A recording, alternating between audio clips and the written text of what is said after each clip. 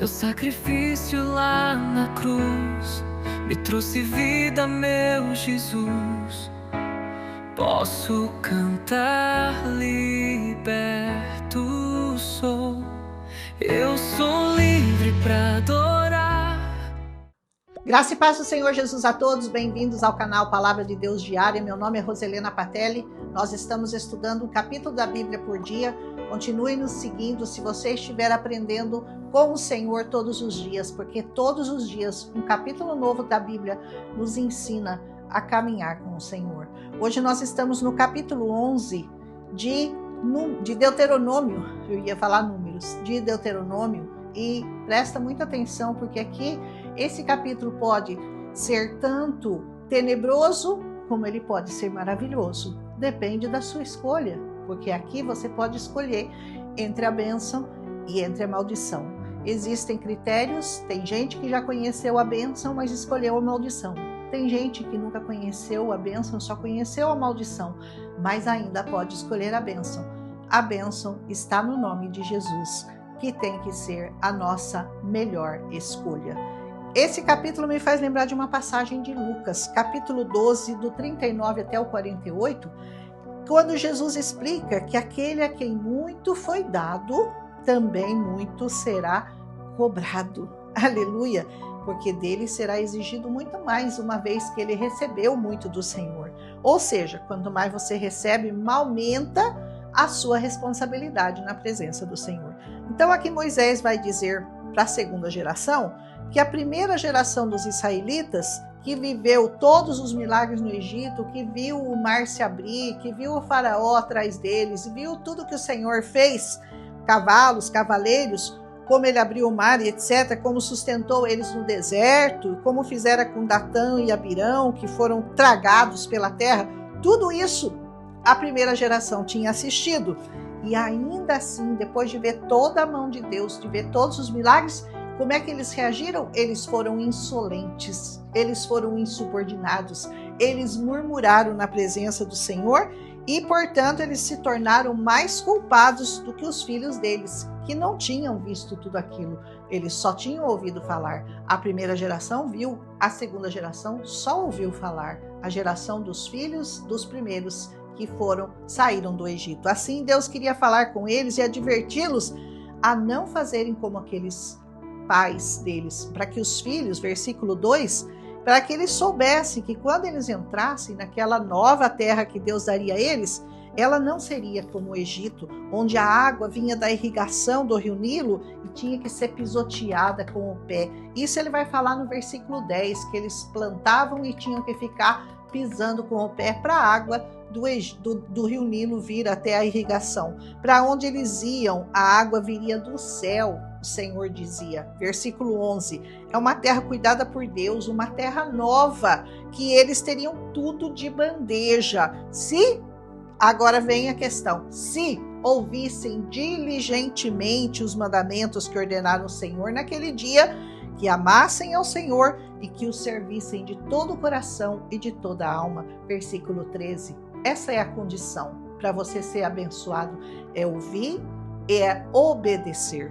Tudo lá seria novo, como tudo se faz novo na nossa vida quando nós aceitamos Jesus. A palavra de Deus diz, eis que tudo se fez novo.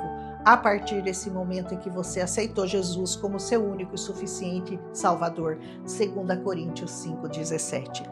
Ordena então a eles que eles cuidassem para não se desviar dos caminhos do Senhor, servindo a deuses estranhos com os quais eles teriam contato, porque os povos daquela terra ao redor, onde eles iriam habitar, eles serviam a outros deuses. Então, nós temos que também ensinar os nossos filhos e as nossas gerações para que se multipliquem os seus dias sobre a nova terra que o Senhor vai nos dar, abençoando e crendo no único Deus, poderoso e soberano a quem nós servimos. Nós temos a obrigação de ensinar, passar isso geração após geração, os nossos filhos e os filhos dos nossos filhos. Diz a eles que o lugar onde eles pusessem a planta do pé deles seria santificado.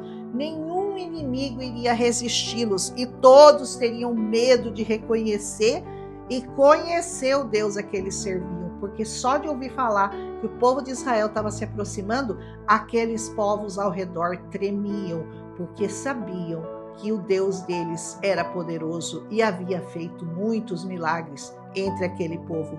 É posto diante deles, então, a bênção e a maldição. Como eu falei aqui no começo, a bênção se obedecessem e a maldição, é claro, se fizessem o contrário, se não obedecessem.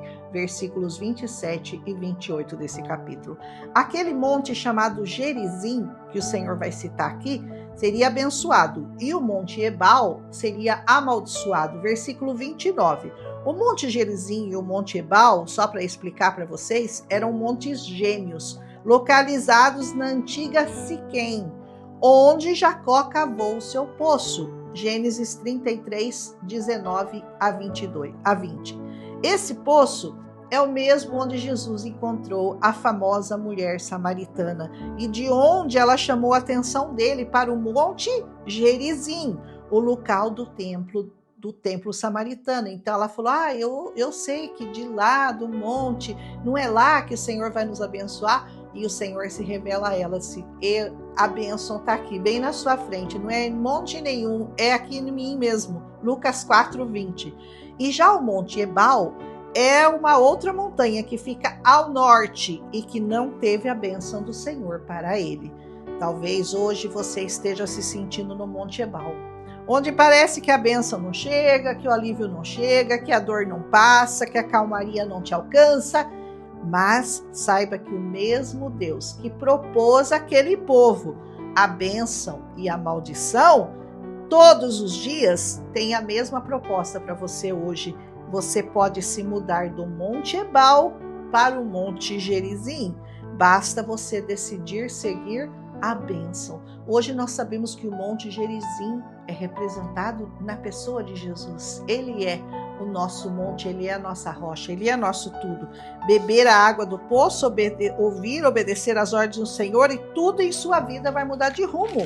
Saiba que o que era deserto vai se tornar rio na sua vida, o que era trevas vai passar a ser luz, o que era dor e sofrimento passará a ser alegria e paz, o que era maldição passará a ser bênção na sua vida. Então, ela está acessível, a bênção está acessível a todos por meio de Jesus Cristo. Você só tem que cuidar para você não se desviar, para você não perder o foco, para você não desistir do propósito que Deus já tem preparado para a sua vida. E assim, completar essa jornada que foi proposta pelo Senhor e você poder assim entrar na terra prometida. Então cuide para atravessar o Jordão junto com todo o povo de Deus nessa terra. Nós temos um Jordão para atravessar, nós temos também o interesse, nós temos o desejo de chegar na terra prometida, na Nova Jerusalém. Cuide para não bater na rocha, que é Cristo.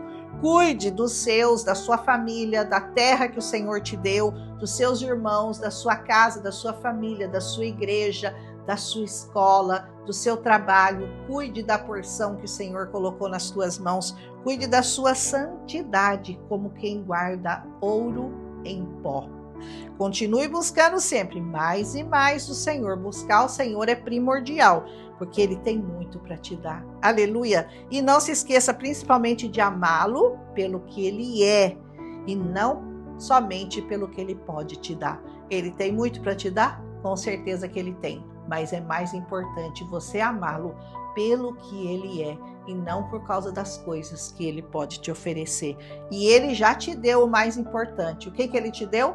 Perdão e vida eterna em Cristo Jesus. Aleluia! Então seja paciente para esperar o cumprimento das suas promessas, seja forte e corajoso, como diz essa palavra, para você não desistir das suas batalhas. Seja decidido, entre e lute contra a tentação que vai bater na sua porta todos os dias. Você tem uma batalha diária contra o pecado, contra as astutas ciladas do diabo, contra a tentação que tenta nos tragar para ver as coisas desse mundo e deixar de olhar para essa palavra e deixar de olhar para o Senhor. Amém? Seja fiel até o fim e que ninguém tome a sua coroa. Esse é o meu desejo para hoje. Fique abençoado em nome de Jesus. Amanhã a gente volta com Deuteronômio capítulo 12. bênção ou maldição, você escolhe. Um abraço. Teu sacrifício lá na cruz me trouxe vida, meu Jesus. Posso cantar, liberto sou. Eu